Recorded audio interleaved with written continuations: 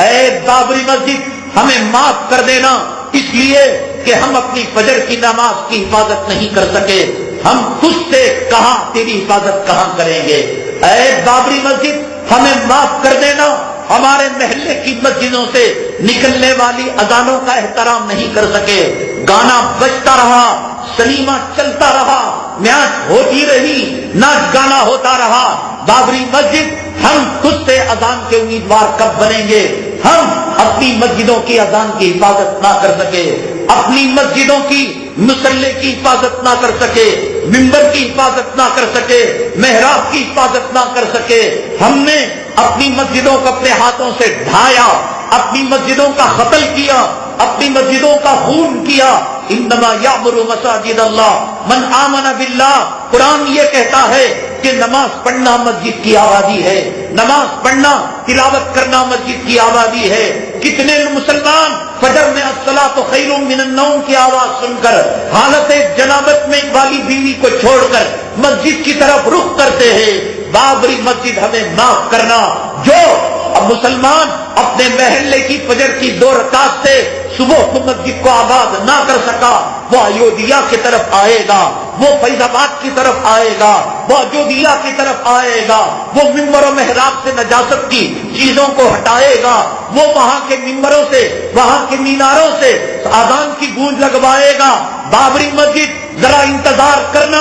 امت کی مائیں جب صلاح الدین ایوبی کو جنم دیں گی، بابری مسجد معاف کرنا، امت کی مائیں جب ٹیپو سلطان شہید کو جب دوبارہ جنم دیں گی، بابری مسجد ہجڑے بن چکے ہیں نوجوان، بابری مسجد امت کے نوجوان دولت کے پجاری ہو چکے ہیں، مال کے پجاری ہو چکے ہیں، بفے سسٹم میں کتے سوروں کی طرح انہیں کھانوں سے فرصت نہیں، عورتوں کے غلام بن چکے ہیں، ان کے حیث و نفاس کے کپڑے دھونے سے جب فرصت ہوگی، بابری مسجد ہم تیرے بارے میں سوچیں گے، جورو کی غلامی سے جب فرصت ہوگی، بابری مسجد معاف کرنا ہم تیرے بارے میں سوچیں گے۔ اے بابری مسجد دکان کی غلامی کا تاؤ اور دولت اور مال کی غلامی کا تاؤ جب ہمارے گلے سے نکلے گا، بابری مسجد معاف کرنا ہم تیرے بارے میں سوچیں گے۔ بابری مسجد امت کے نوجوان ہجڑے پن سے جب توبہ کریں گے، ہم تیرے بارے میں سوچیں گے۔ بابری مسجد جب امت کے نوجوانوں میں خالد بن ولید کی شجاعت پیدا ہوگی،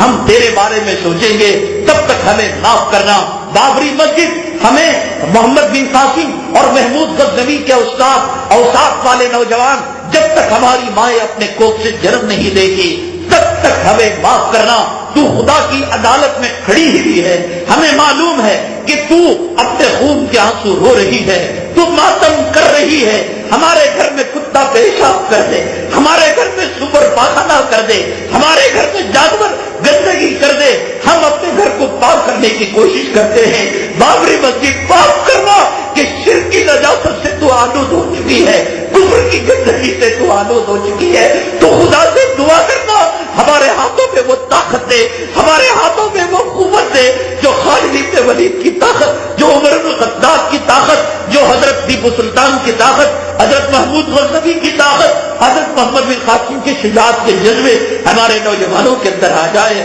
ہمیں کب فرصت ہے دنیا سے، ہمیں کب فرصت ہے زمین کی دلالی سے، ہمیں کب فرصت ہے جورو کے غلاموں سے، ہمیں کب فرصت ہے بابری مسجد تو اللہ کی عدالت میں کھڑے ہو کر، کٹہرے میں کھڑے ہو کر ہم چاہتے ہیں، ہمارا ایمان ہے، تو رو رہی ہے، تو گڑ گڑا رہی ہے، تو امت کو فریاد کر رہی ہے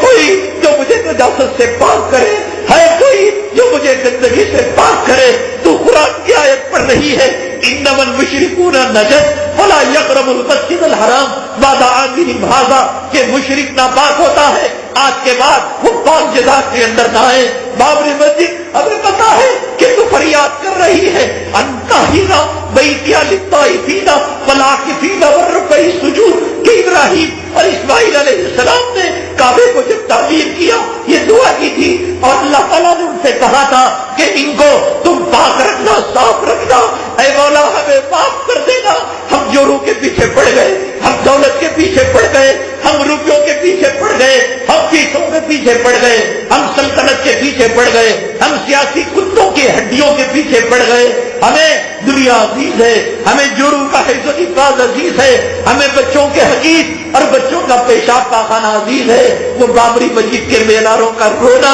ان کے خون کا آنسو بہانا، اس کا فریاد کرنا آج ہمیں سنائی نہیں دے رہا ہے، بلکہ یہ باتیں کچھ